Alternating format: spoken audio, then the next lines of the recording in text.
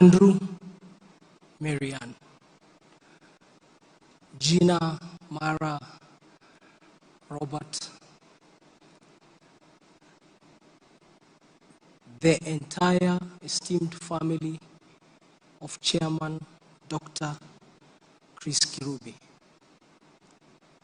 all the friends of Chris Kirubi who have gathered here, who include all the esteemed leaders of our government,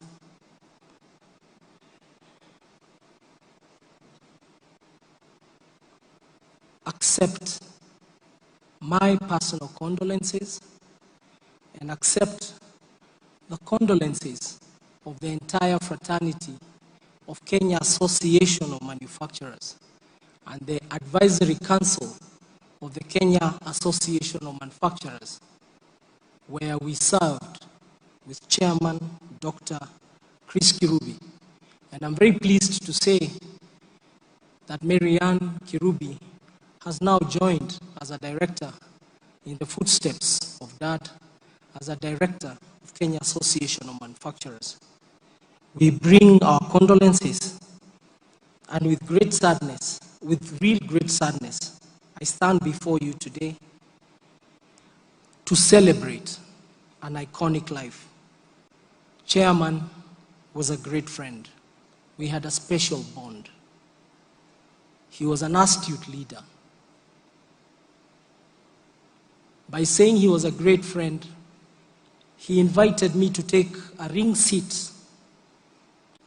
seat in his life. He was a confidant, he was my mentor, and for those of you who may not know, I served as managing director in his businesses for 10 years, close to 10 years. My fondest memory of Chairman Kirubi as a friend was a trip we took to Mexico, where he went to receive an award that displayed his excellence of the #1 best manufacturer of big products in the entire world. And that was Hako Industries back in 2010. The impact he made, the address he made, I will not have enough time to be able to explain to the audience here today. But even as we grieve, let us hang on to the memories of him, the memories of Chairman, ranging from his amazing and charismatic character, infectious laughter, and astute leadership. I'm a graduate of his Institute of Advanced Hindsight and Institute of Advanced Foresight. Chairman was full of magic, and Chairman was full of logic. As a leader, he taught me the art of business. And that art of business, which he continued to teach, even as we were in KM, he would always say, Polycarp, treat customers as human beings with needs, not human beings with wallets. If you do that, your business will grow. Polycarp, please remember that business is a simple cycle. From the time you put a shilling to buy raw materials and packaging and convert it to finished goods, to the time you sell, you recover that shilling back with a profit. He was so simple in his teaching. Those are lessons I continue to apply today in my corporate life. Dr. Kirubi was a trailblazer in shaping Kenya's manufacturing sector and the business community in its entirety. Many within the manufacturing sector echoed of his outspoken, fearless character during his term as the chairman of Kenya Association of Manufacturers. He was a great partner to the Right Honorable Raila Odinga when the Grand Coalition government started the Prime Minister's Roundtable. And you can attest to his candor and his fearlessness in those sessions. We can also attest to his commitment to make this country better, as witnessed by his dedicated mentorship and contribution, which we have heard about in all the tributes which were paid at home. Dr. Kirubi served as the chairman of the association between 1999 and 2000, a time when he led the manufacturing sector in advocating for the policies that created a very conducive business environment for local industries to thrive. He was specifically, he achieved several things in his tenure. Number one, he defended local manufacturers against onslaught of cheap imports and the impact of liberalization of the economy and advocating for a level playing field.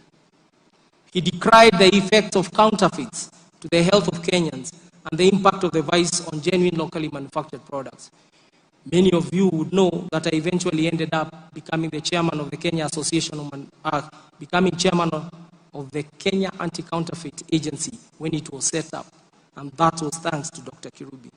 He also advocated for the diversification of our power generation mix, following a power rationing program that disrupted manufacturing processes and threatened the closure of industries and consequently job losses.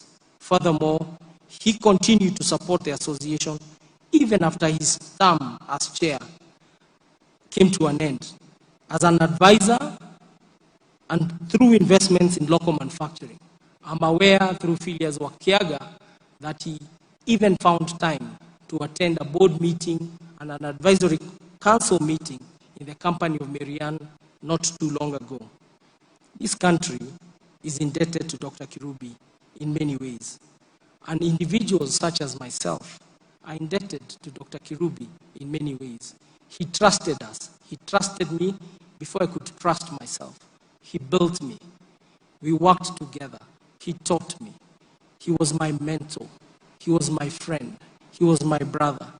And I bring sincere condolences to the family.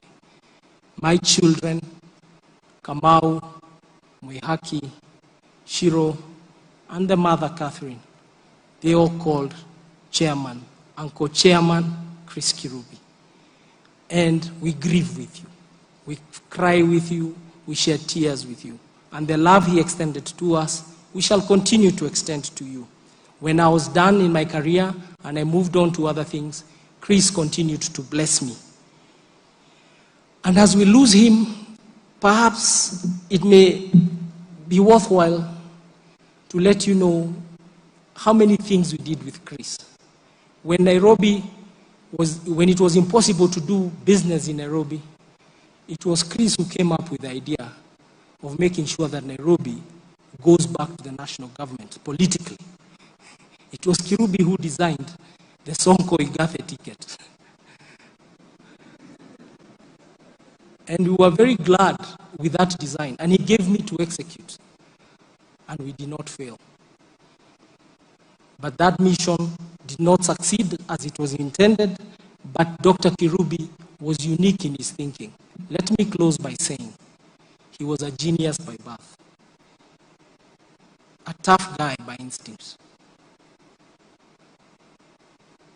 an elegant man by taste, and the most humble, amazing human being I've ever encountered.